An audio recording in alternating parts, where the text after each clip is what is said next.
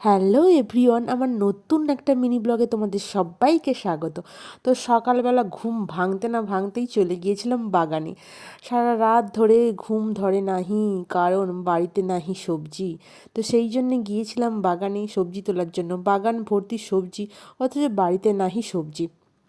সেই জন্যে ঘুম ভাঙতে না ভাঙতেই চলে গিয়েছিলাম বাগানে। তো গিয়েছিলাম সকালবেলাতে, যেতে যেতে পৌঁছাতে পৌঁছাতে বেলা হয়ে গেল, সূর্য উঠে গেল, রোদও এসে গেল। তো এখানে বাবা ফুল কাটছিল। দেখো আমাদের ফুলের যে ব্রাঞ্চটা পুরো লাভ সাইনের মতো দেখতে লাগছিল। আর এখানে দেখো লেটুস শাক, বড়লোকি শাক ভাই, জীবনে পয়সা দিয়ে কিনে খাই নাহি। তো এখানে চাষ হয়েছে, তো সেই জন্যেই খাওয়া। আর বাজার থেকে কিনে খাওয়ার মতো পয়সা নাহি।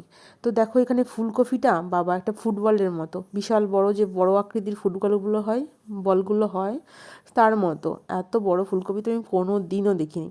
তো ওমো ফুলকপিটা দেখার জন্য ছুটে ছুটে আসছে। আর দেখো ব্রকলিটা যেন মিনি ব্রকলি, একটা ছোট্ট পুচকি ব্রকলি। তো যাই হোক, চাষের জিনিসের স্বাদই আলাদা হয়।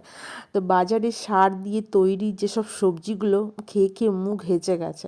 তো সেই জন্য বাবা ঠিক করলো এবার এত সবজি চাষ করবে যে বাজার থেকে কিনে খেতেই হবে না।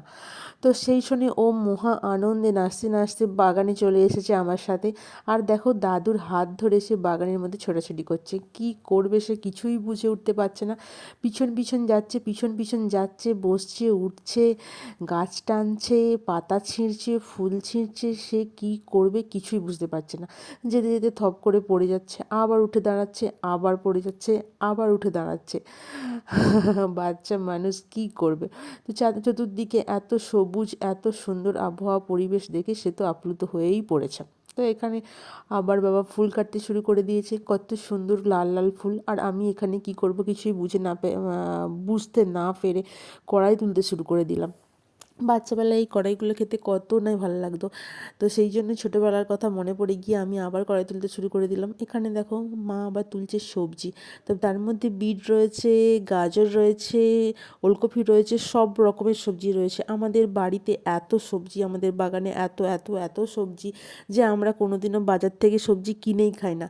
তো তোমরাও বাড়িতে চাষ করো, তাহলে বাজারের সার দেওয়া সবজি কিনতে হবে না। তবে যাদের বাগান আছে তারাই একমাত্র চাষ করতে পারবে, কারণ তো অনেকে এখন আবার ছাদ বাগানে সবজি চাষ করে। তো তোমরাও চাষ করো, সার মুক্ত সবজি খাও, দেখবে ভালো লাগবে, শরীর ভালো থাকবে, মনও ভালো থাকবে। তো শীতের সবজি খাওয়ার মজাই আলাদা।